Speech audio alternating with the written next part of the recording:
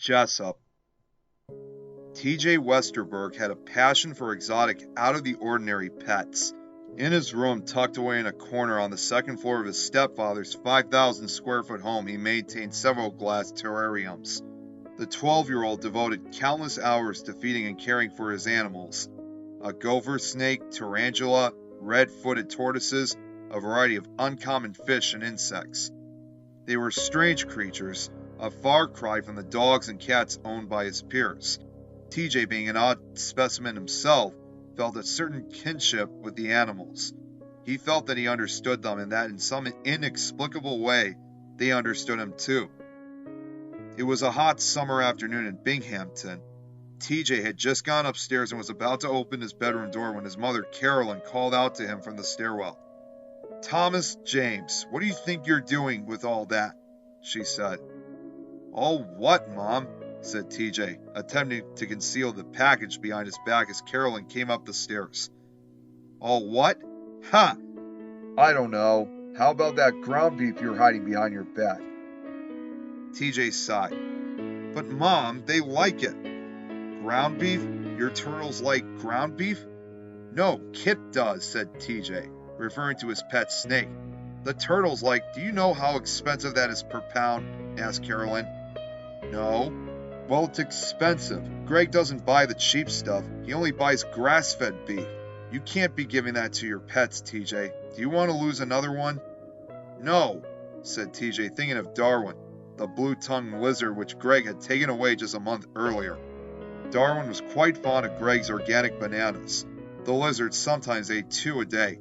It didn't take Greg long to pin TJ as the culprit, and for his deeds, his stepfather unceremoniously threw Darwin out the kitchen window into the bushes behind their home. TJ went out that evening to search for his beloved pet, knowing the cold-blooded creature would not fare well overnight without his heat lamp. He returned empty-handed, sobbing. "How much did you plan on giving Kip anyway? That's enough to feed a small bear." "It wasn't all for Kip. I have a lot of pets, Mom." Carolyn rolled her eyes and made TJ hand the package over.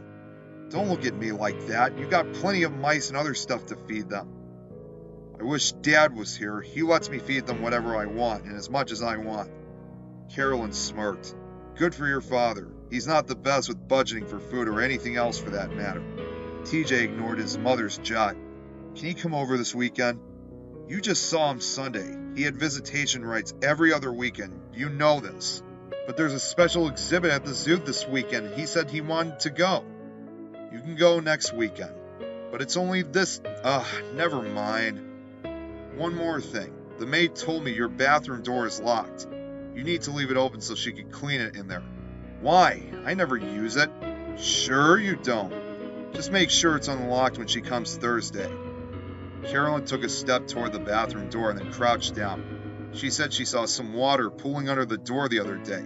"Did you clean it up?" TJ shrugged and Carolyn left. When she had gone downstairs, TJ returned attending his small zoo. His room was dark, covered in posters celebrating nature's least cuddly, slimiest creatures. Terrariums lined the shelves and tables. He dropped a live mouse inside one terrarium for Kip. The snake quickly snatched up the rodent and crushed it to death. TJ's thoughts turned to his father, who had purchased the snake for him as a birthday present.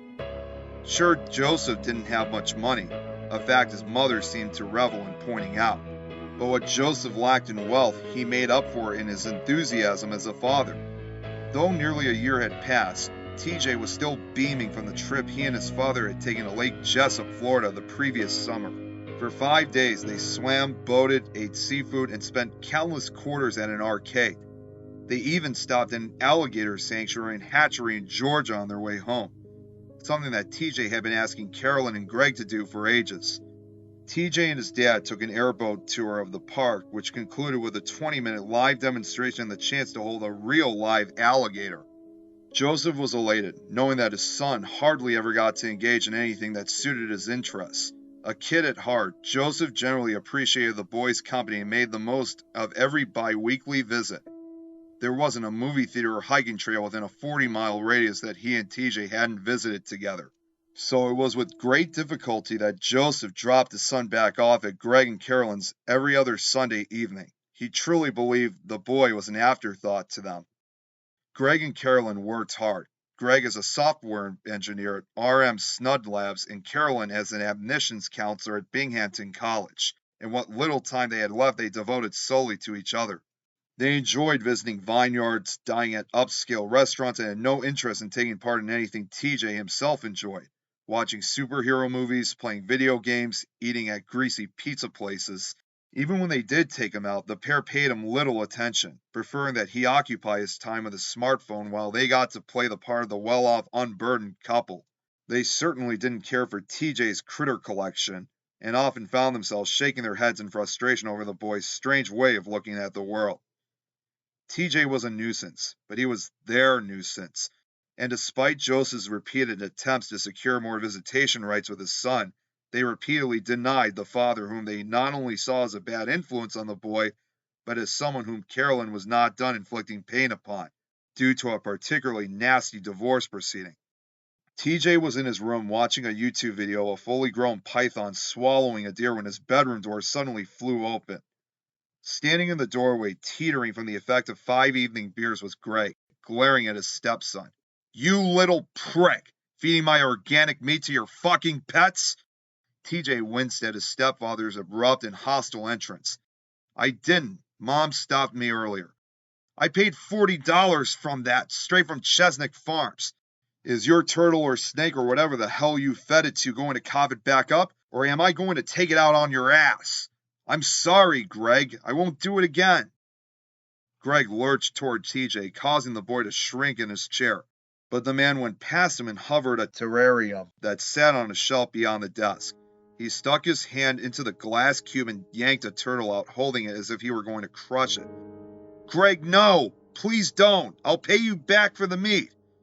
"I know you will," snarled Greg, but rather than place the creature back into its immaculately tended habitat, the man sauntered to TJ's open window and tossed the turtle outside down 2 stories. TJ screamed and ran to the window. He looked out to see his turtle, Sammy, in the grass, unsure if it had survived the fall. "That'll teach you," said Greg. "You asshole!" TJ ran out of the room, down the stairs, and out the front door. He found Sammy alive, but the creature had a large crack in its shell.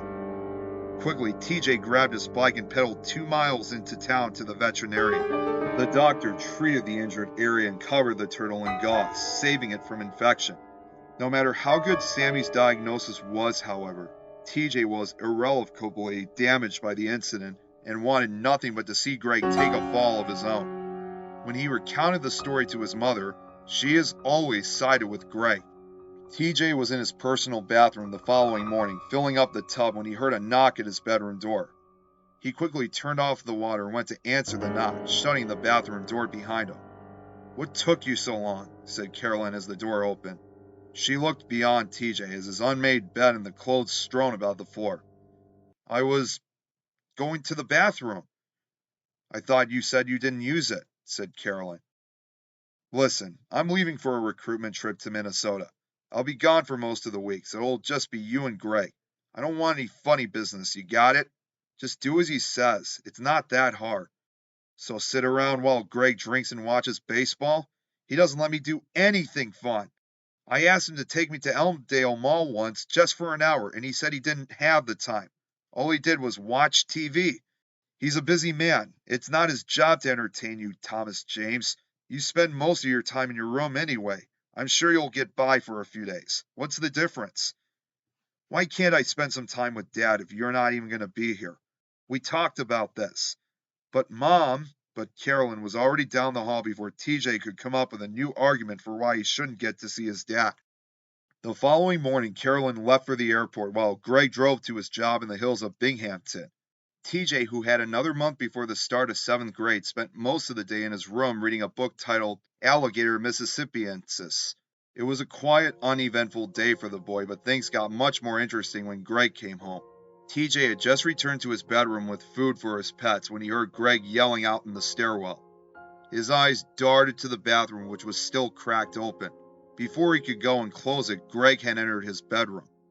The stench of alcohol on Greg was unmistakable. "You shithead!" What? Said TJ, having momentarily forgotten the small rotisserie chicken sitting on his desk. You've got my goddamn dinner, squawked Greg, catching sight of the plastic container. TJ looked at the chicken, then back at Greg. Hey, I'm sorry, Greg. The chicken was just sitting there for a couple of days. I didn't think anyone was going to eat it. Greg stumbled over and snatched the container up, cradling it under his arm like a football. Christ, what were you going to do? Feed it to your fucking snake? You want another one of those bottom feeders tossed out the window?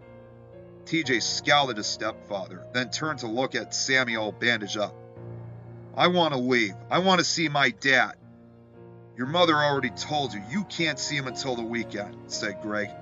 What's it to you? You're just going to sit around and get drunker than you already are. Shut your mouth, kid. At least my dad's not a drunk. You little shit. You want to see your old man? Fine by me. Why don't you get the fuck out of here? Huh? Go see your dirtbag father. Get out of here. But I go, punk. Greg stumbled toward TJ and slapped him on the back of the head. When the boy recoiled, Greg grabbed him by the shirt collar and led him into the hallways and down the stairs. What are you doing? Yelled TJ, his legs dragging along the fine bamboo flooring. Asshole! Get out, said Greg, holding the boy's shirt in one hand and opening the front door with the other. He tossed TJ outside like a sack of trash. Greg then retreated to the living room for another scotch, but he fell face first to the floor before he could land in his favorite drinking chair. Sobbing, TJ ran toward the road and called his father. Joseph, where's our son? Cried Carolyn over the phone 2 days later. What do you mean? Answered Joseph. He's with me. He didn't tell you? He showed up on his bike the other night. He said you knew. What's wrong? She trailed off, and Joseph could hear her guttural squeals in the background. Carolyn, you've got to calm down. What happened? She explained to Joseph as best she could what had become of Greg, how he hadn't answered her texts or calls. There were screams and coughs and the manic mantra of, No, no, it can't be real. Carolyn let out a few details. Coming home to a broken screen door, the sickening dried pool of blood and shredded skin. Flies buzzing around Greg's torn chest open, maggot-ridden intestines, and various innards strewn about the floor. She said animals had decimated his body as if it were some wild game in the middle of the forest. There were teeth marks unmistakable for anything else. Large chunks of meat had been stripped from Greg's torso, a show of savagery that seemed almost sadistic in its magnitude. It was a cool late summer afternoon when TJ and Joseph set out on the Otselic River. TJ had been living in Joseph's small apartment in town while Carolyn sorted out Greg's financial arrangements. Since Greg's gruesome demise, Carolyn had done a tremendous amount of soul-searching. She even apologized to Joseph for not letting him take TJ on vacation that summer. With Carolyn distracted, TJ found it easier to convince her to purchase expensive terrariums for his bedroom, and had even gotten her to buy him new fishing equipment and a pair of kayaks. They were floating down the river when something caught Joseph's eye on the far bank. Psst! TJ, do you see that? Is that what I think it is? TJ followed his father's line of vision across the river. Crawling out of the water was a 4-foot-long dark olive alligator. Its belly was distended, appearing as if it had recently consumed a large meal. TJ had been certain he'd never again see Jesup. The little gator had grown considerably on fine organic meat since he nabbed it at the sanctuary down in Georgia, and it was a sight to see him now on the river bank, living as nature had intended. Dad, I've got something to tell you.